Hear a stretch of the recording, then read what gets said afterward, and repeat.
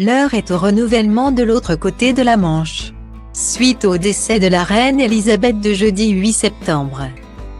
Le Royaume-Uni a débuté une nouvelle ère, celle de Charles III. Un nouveau roi qui en seulement quelques jours sur le trône a déjà beaucoup fait parler de lui. En raison de son tempérament assez éloigné de celui de sa mère. Il se montre en effet extrêmement pointilleux sur les demandes auprès de son personnel.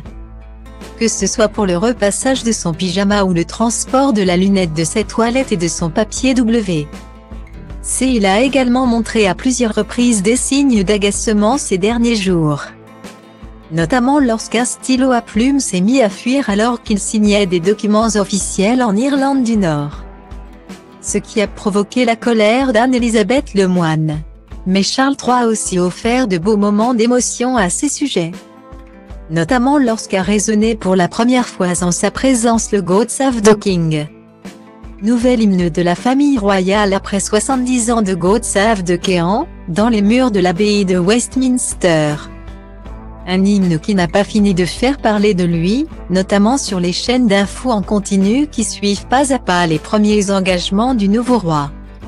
Hier soir sur BFM TV, Aurélie Casse a brisé l'émotion ambiante depuis plusieurs jours sur les plateaux télé en évoquant la possible origine de ce mystérieux hymne dans son émission 90 minutes.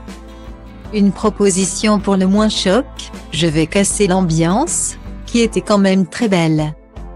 Presque poétique, mais est-ce que quelqu'un peut nous parler de l'histoire de l'hymne anglais God Save the King?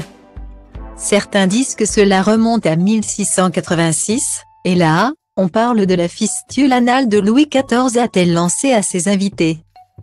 Points qui ont éclaté de rire pendant de longues secondes, avant que l'un d'eux ne tente de mettre les choses au clair, alors.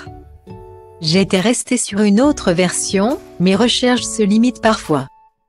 Ce que j'ai cru comprendre, c'est que c'est très obscur, c'est le cas de le dire, ajoute-t-il pour finalement ajouter à la légèreté ambiante. L'animatrice a d'ailleurs posté la séquence sur Twitter en demandant si un historien voulait bien les aider. Une courte éclaircie dans une bien sombre période, c'est le cas de le dire.